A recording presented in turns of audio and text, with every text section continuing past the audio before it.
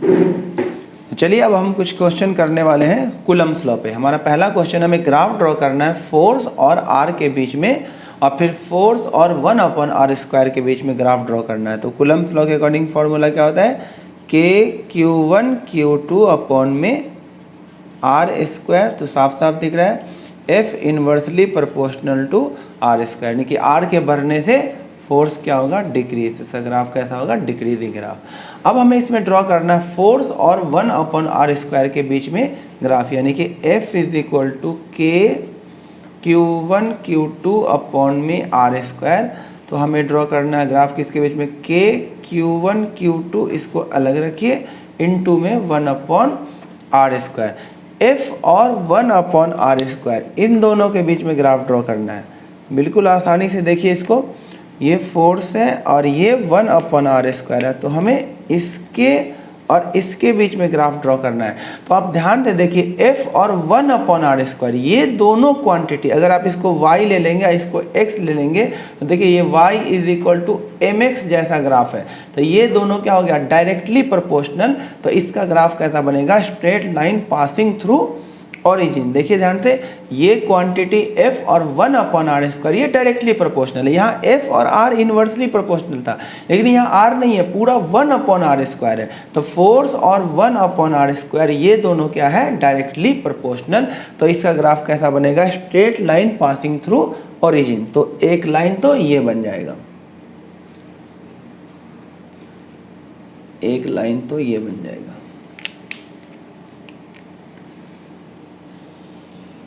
ये बन गया ग्राफ। लेकिन हमें बनाना दो पेयर ऑफ चार्ज के लिए, एक 1 माइक्रोकूलम 2 माइक्रोकूलम वाले पेयर के लिए। तो आप इसको कंपेयर कीजिए इस ग्राफ से y = mx से। तो y की जगह लिखा हुआ f और x की जगह क्या लिखा, 1/r²। तो इसका इक्वेशन कैसा बनेगा, straight line passing through origin. ये तो बन गया, ठीक है। लेकिन ये m क्या है, स्लोप है। तो यहाँ भी 1/r² का जो कोफिशिएंट होगा, ये क्या हो जाएगा, इस ग्राफ का स्लोप। इस ग्राफ का क्या हो जाएगा, स्लोप। तो आप गौर से देखिए, इसके ये 1 है 2 है, तो 1 × 2 2 होगा, 2 × 3 क्या होगा, 6। तो इसका स्लोप कम होगा और इसका स्लोप क्या होगा, ज़्यादा। और दूसरी बात, इसमें दोनों चार्ज पॉजिटिव है, तो इसका स्लोप भी क्या होगा, पॉजिटिव होगा स्लोप, यानी एंगल क्या होगा, 90 से कम। लेकिन इसमें एक पॉजिटिव चार्ज है और एक नेगेटिव चार्ज है, तो इसका स्लोप क्या आ जाएगा, नेगेटिव, यानी कि फोर्स भी क्या आ जाएगा, नेगेटिव। तो इसका जो दूसरा वाला ग्राफ बन जाएगा, वो इस फोर्थ क्वाड्रेंट में बन जाएगा। और एक चीज़ आपको नोटिस करना है, इसका स्लोप थोड़ा सा कम होगा और इसका स्लोप थोड़ा सा ज़्यादा होगा। फिर से देखिए, ये हो गया 1 माइक्रोकूलम और 2 माइक्रोकूलम वाले के लिए, और ये हो गया 2 माइक्रोकूलम और -3 माइक्रोकूलम पेयर के लिए। देखिए ध्यान से, पहली बात, दोनों का तो स्ट्रेट लाइन ग्राफ बनेगा पासिंग थ्रू ओरिजिन, लेकिन आपको स्लोप को भी ध्यान देना है। तो एक का स्लोप तो क्या हो गया, पॉजिटिव, स्लोप पॉजिटिव हो गया, तो एंगल क्या, फोर्स क्या हो जाएगा, पॉजिटिव हो जाएगा, और फर्स्ट क्वाड्रेंट में ये ग्राफ बन जाएगा, ये straight line passing through origin. दूसरे पेयर के लिए जब हम फोर्स का ये ग्राफ ड्रॉ करेंगे, तो इसमें देखिए स्लोप, एक पॉजिटिव चार्ज है, एक नेगेटिव चार्ज है, तो स्लोप क्या आ जाएगा, नेगेटिव आ जाएगा। स्लोप क्या आ जाएगा, नेगेटिव। और स्लोप नेगेटिव आ जाएगा तो फोर्स भी क्या आ जाएगा, नेगेटिव। तो पॉजिटिव फोर्स अगर इधर है तो नेगेटिव फोर्स किधर हो जाएगा, तो ये हो जाएगा। और इसमें भी इसका प्रोडक्ट कितना है, 6 है, और इसका प्रोडक्ट 2 है, तो इसका स्लोप थोड़ा सा कम होगा, इसका स्लोप थोड़ा सा क्या होगा, ज़्यादा होगा।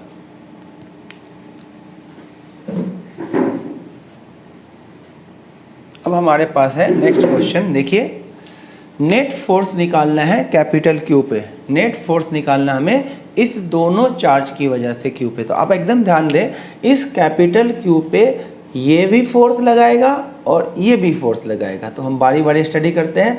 इस Q पे ये पॉजिटिव चार्ज है और ये भी पॉजिटिव चार्ज है, तो ये वाला पॉजिटिव चार्ज इस कैपिटल Q को रिपेल करेगा, तो इसका नाम हम दे देते हैं F1, यहाँ पे होगा। और इस पॉजिटिव चार्ज को ये नेगेटिव चार्ज अपनी तरफ खींचेगा, तो इस फोर्स का नाम हम दे देते हैं F2। तो अब हम बारी बारी से निकालते हैं F1 और F2। F1 और F2 निकालते हैं, तो कूलम्ब लॉ का यूज़ करेंगे।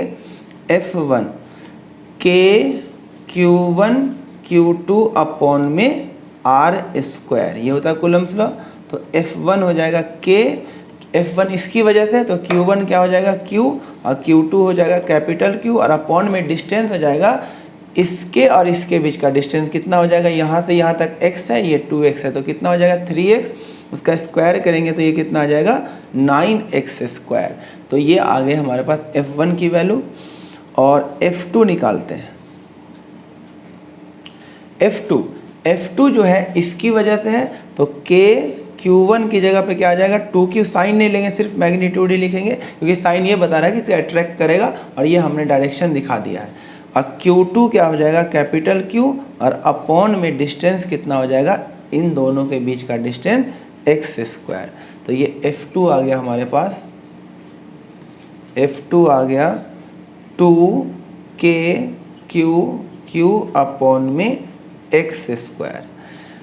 अब देखिए ध्यान से, तो ये F1 F2 आ गया, और दोनों अपोजिट डायरेक्शन में, और ज़्यादा कौन है, F2 ज़्यादा है और F1 क्या है, कम है। F2 का मैग्नीट्यूड क्या है, ज़्यादा है, और F1 का मैग्नीट्यूड क्या है, कम।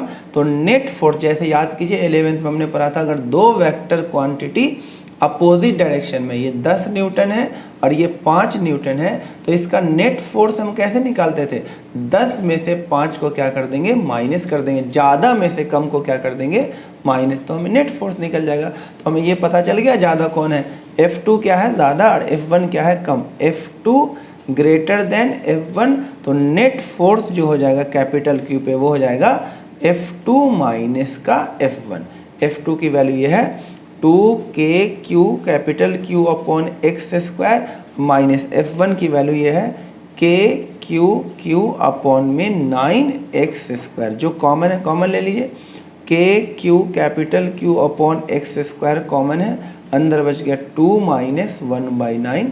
तो हमारा नेट फोर्स जो हो जाएगा, नेट फोर्स हो जाएगा ये 17KQ कैपिटल Q अपॉन में 9x स्क्वायर। अब इसका डायरेक्शन किधर होगा, जो फोर्स, जैसे फिर से एग्जांपल वही ले, ये 10 न्यूटन है और ये 2 न्यूटन है, तो नेट फोर्स कितना आ जाएगा, नेट फोर्स हो जाएगा 8 न्यूटन।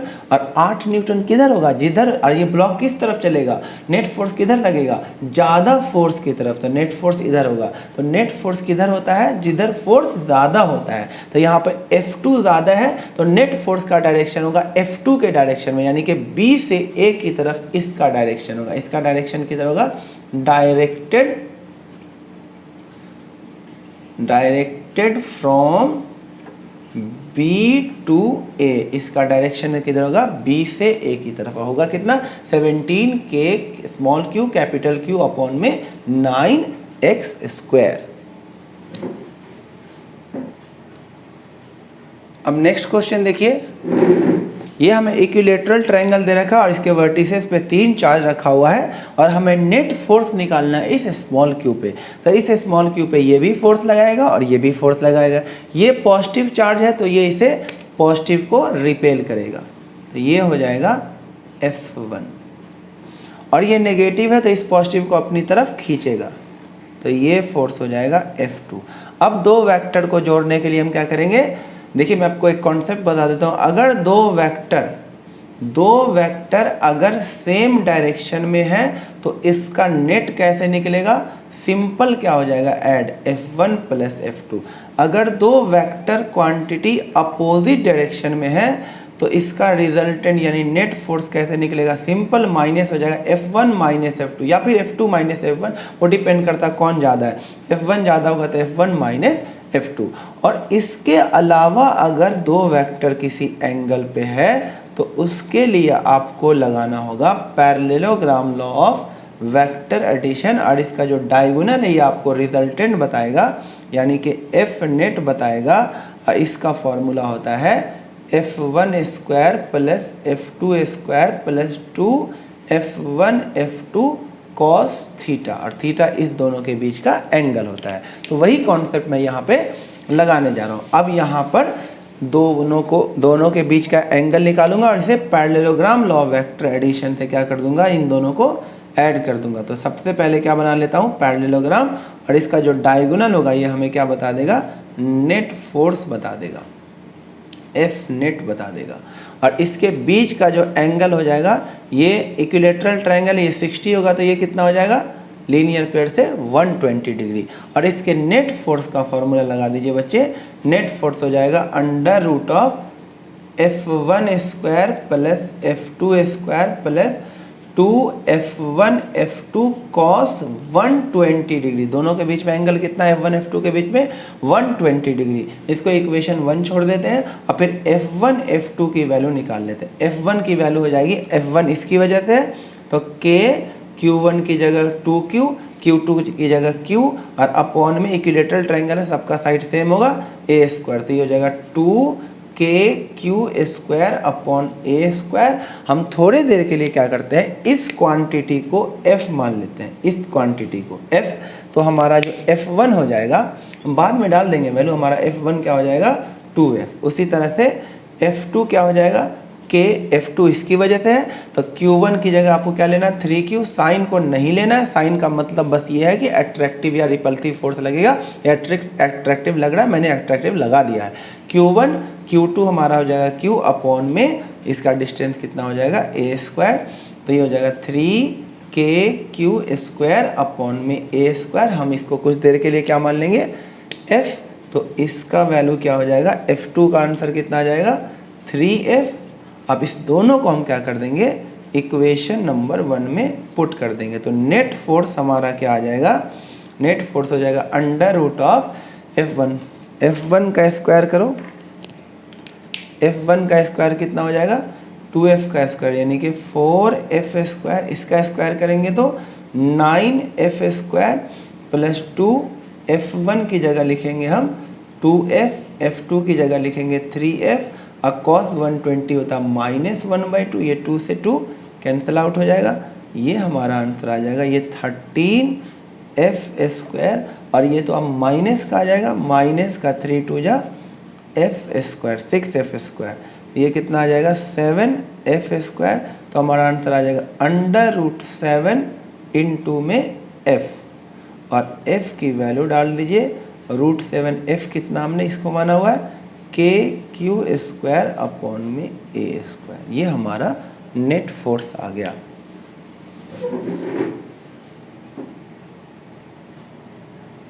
अब हमारे पास चौथा क्वेश्चन है।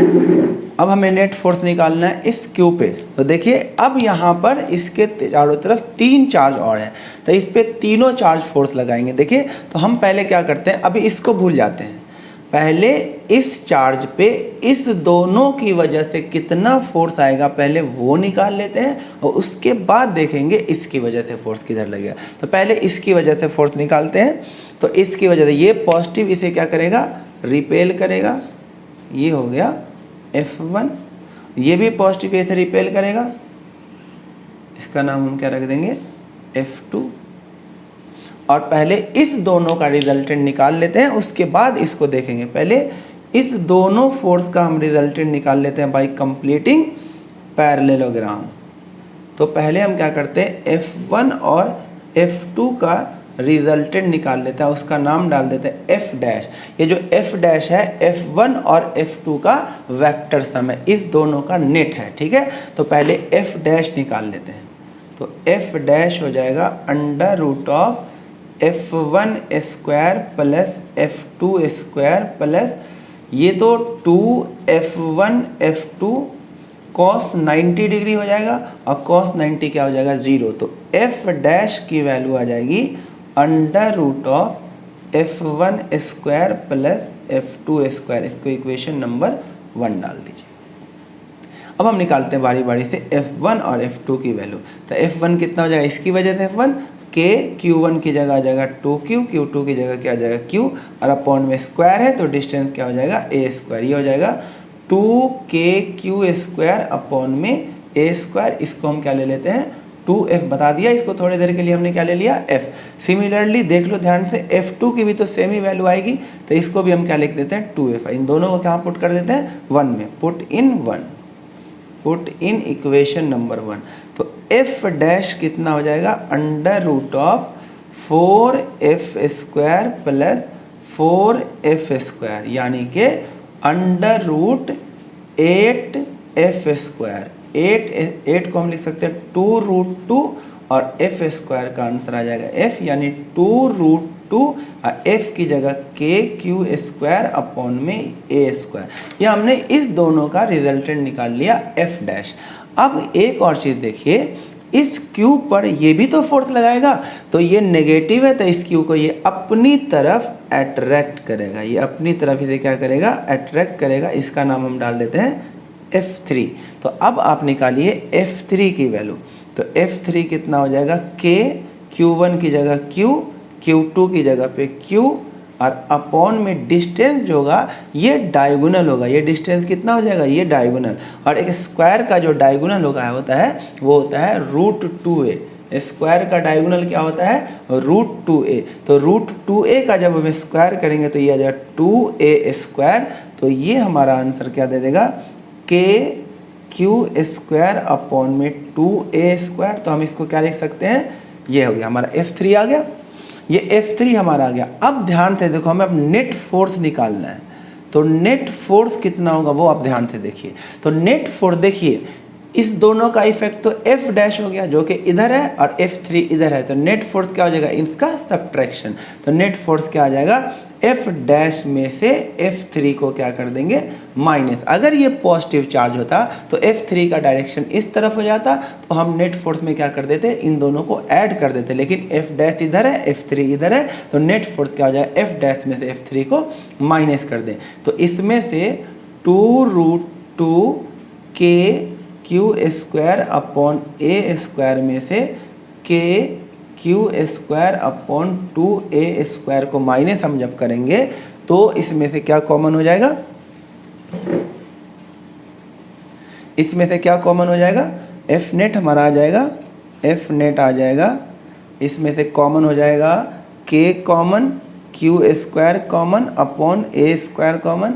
अंदर क्या बच जाएगा, 2√2 माइनस 1/2। और सॉल्व करना चाहें तो के Q square upon a square, और ये हो जाएगा 2, यानी कि 4√2 माइनस 1 अपॉन में 2। ये आ जाएगा हमारा नेट फोर्स।